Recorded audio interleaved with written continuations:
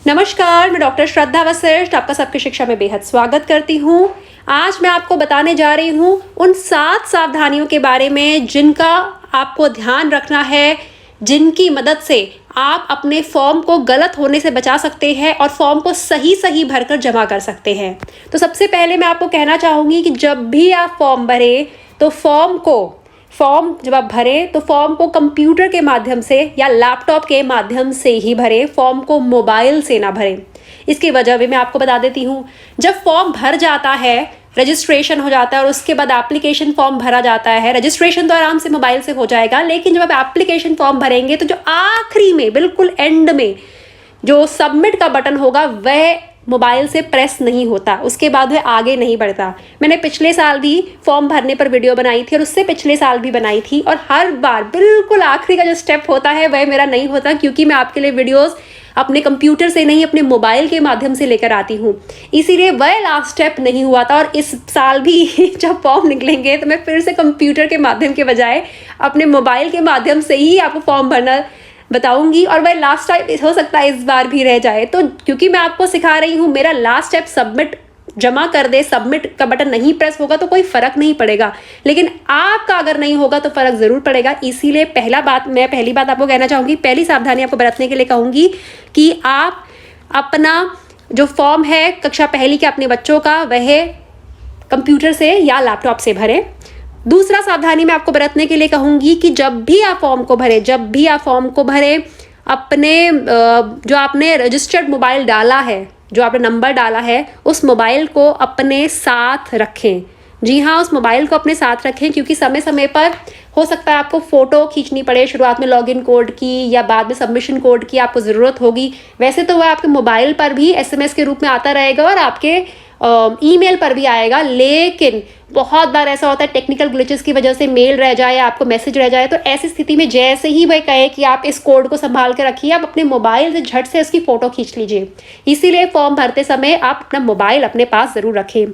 तीसरा मैं आपको कहना चाहूँगी, सावधानी बरतते हुए कहना चाहूँगी कि जिन डॉक्यूमेंट्स को आपको अपलोड करना है फॉर्म को भरते समय, उनकी स्कैन्ड कॉपीज आपके कंप्यूटर में पहले से होनी चाहिए। आप सभी को पता है, बच्चे का बर्थ सर्टिफिकेट और बच्चे की पासपोर्ट साइज फोटो को दोनों को आपको अपलोड करना होगा फॉर्म को भरते समय, और जिनका साइज 256 KB से 256 KB से कम होना चाहिए।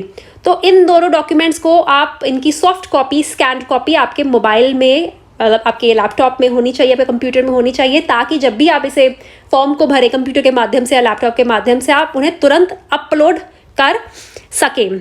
और चौथा मैं आपको पॉइंट बोलना चाहूँगी कि जब भी आप फॉर्म को भरें, आप सारे कागजात, बाकी जो कागजात हैं उन सभी की हार्ड कॉपी अपने पास ज़रूर रखें, जैसे कि एड्रेस प्रूफ हो गया, और क्योंकि जिन पेरेंट्स के ट्रांसफरेबल जॉब है उन्हें ट्रांसफ़र की डिटेल्स भी हो सकता है भरनी पड़े, तो सारे डॉक्यूमेंट्स, जो भी आपके डॉक्यूमेंट्स हैं, उनकी हार्ड कॉपी आपके पास हो, ताकि कोई भी आपको जानकारी भरनी है आपको देरी ना लगे।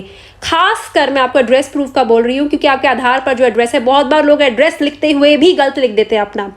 तो एड्रेस लिखते हुए आपको गलत ना हो, आप एड्रेस क्योंकि भरना होगा, आपको उसकी कॉपी अपलोड नहीं करनी होगी, एड्रेस आपको हाथ से भरना होगा। तो एड्रेस जो प्रूफ है और जो बाकी डॉक्यूमेंट्स हैं वे भी आपके पास होने चाहिए।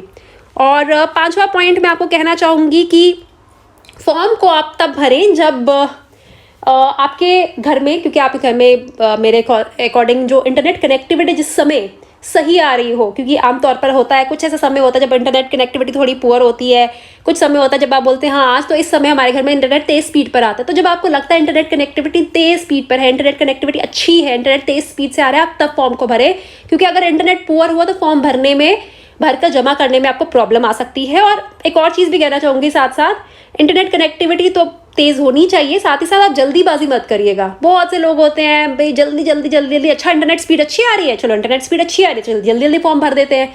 जल्दी फॉर्म भरने में हमेशा गलतियाँ होती हैं। तो आप जल्दी फॉर्म मत भरिए, आराम से फॉर्म भरिए, उस समय फॉर्म भरिए जब आपके घर में शांति हो, उस समय फॉर्म भरिए जब आप सामने टीवी चलाकर ना बैठे हो, उस समय फॉर्म भरिए जब आप किसी से बात ना कर रहे हो, शांति से जब आप फॉर्म भर सके और आपकी इंटरनेट स्पीड अच्छी आ रही है, तब आप फॉर्म भरिए। और छठा मैं आपको, ये मेरा अपना पर्सनल सजेशन है, छठी मैं आपको सावधानी बरतने को कहूँगी कि आप जैसे ही जिस दिन फॉर्म निकलते हैं उस दिन फॉर्म ना भरें, क्योंकि जो वेबसाइट होती है केंद्रीय विद्यालय संगठन की, उसमें बहुत ट्रैफिक बहुत हाई होता है। तो सेम डे फॉर्म ना भरे, बल्कि मैं कहूँगी शुरुआत के 1-2-3 दिन फॉर्म ना भरे और आखिरी के 2-3 दिन भी फॉर्म ना भरे, बीच के दिनों में फॉर्म भरे।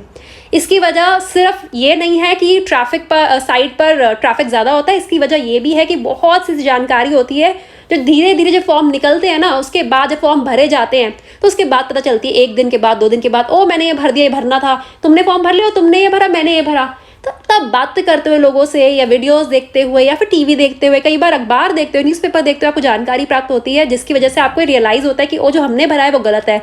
ऐसे में फॉर्म फिर से डिलीट करना पड़ता है, फिर से भरना पड़ता है, तो काम बहुत ज़्यादा बढ़ जाता है। तो इसीलिए मैं आपको सजेस्ट करूँगी कि शुरुआत के 2-3 दिन फॉर्म मत भरिएगा, आखिरी के 2-3 दिन फॉर्म मत भरिएगा, बीच के टाइम में फॉर्म भरिएगा। और सातों सजेशन मेरा आपको रहेगा कि स्पेशली उन लोगों के लिए रहेगा, एक सावधानी बरतने को मैं कहूँगी कि बहुत से लोग ऐसे होते हैं जो, क्योंकि केंद्रीय विद्यालय संगठन का जो फॉर्म होता है वो थोड़ा लंबा होता है, मुश्किल नहीं होता लेकिन लंबा होता है। और बहुत से लोग होते हैं जो फॉर्म भरने में कंफर्टेबल नहीं फील करते, इन्हें लगता है कि हम फॉर्म शायद नहीं भर पाएंगे, तो कंफर्टेबल नहीं फील करते। या फिर बहुत से लोग ऐसे होते हैं कि जो फॉर्म शायद नहीं भर नहीं सकते, ये सच्चाई है। तो ऐसे में आप अपने किसी करीबी की मदद ले सकते हैं, किसी करीबी जानकार से पहले बात कर सकते हैं कि जी फॉर्म निकलेंगे, इस तारीख को फॉर्म निकल रहे हैं और इसके 2-3 दिन के बाद मैं आपके पास आऊँगा, या फिर आप हमारे घर आइए, या फॉर्म भरने में हमारी मदद करिए, आप फॉर्म भर दीजिएगा, मैं अपने डॉक्यूमेंट्स साथ रखूँगा। तो आप पहले ही उन्हें डॉक्यूमेंट्स, अगर आपके घर आपके करीबी आ रहे, कोई रिश्तेदार आ रहे, पास पड़ोसी आपकी फॉर्म भरने में मदद कर रहे हैं, तो सारी डिटेल्स उन्हें पहले समझा दीजिए। ऐसा ना हो कि फॉर्म भर रहे हैं तब आप बताते हैं अच्छा अब ये ऐसा है, ये ऐसा है, उन्हें पहले से सब कुछ मालूम हो।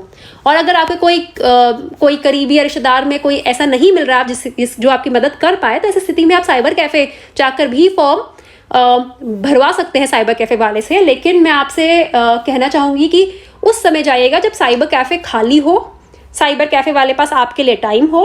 और ऐसा नहीं है कि आप आज गए तो आज ही भरवा दीजिए, आज गइए, बातें करिए, डिटेल समझाइए और उसके बाद उसे बोलिए हम किस समय आए, आप किस समय खाली होते हो, आप समय बताइए, हम तब आएंगे, आप तब जाइए क्योंकि खाली समय में। और डिटेल्स पहले आपने समझाई हो, डॉक्यूमेंट्स पहले सारे सामने रखे हों, उन्हें सब कुछ पहले पता हो और फिर आप उनसे फॉर्म भरवाइएगा।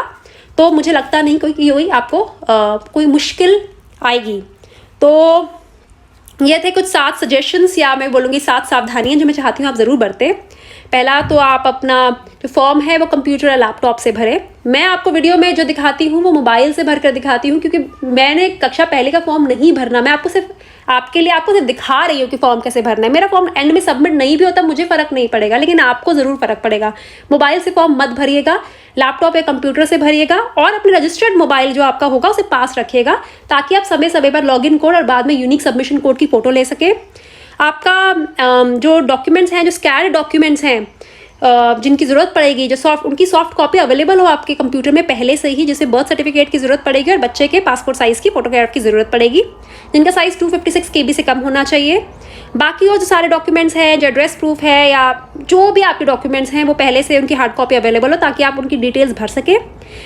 मेक श्योर करिए कि इंटरनेट स्पीड जब आप फॉर्म भर रहे हो तब अच्छी हो, इसीलिए उस समय आप फॉर्म भरें जब आपको लगता है कि इस समय इंटरनेट स्पीड अच्छी है।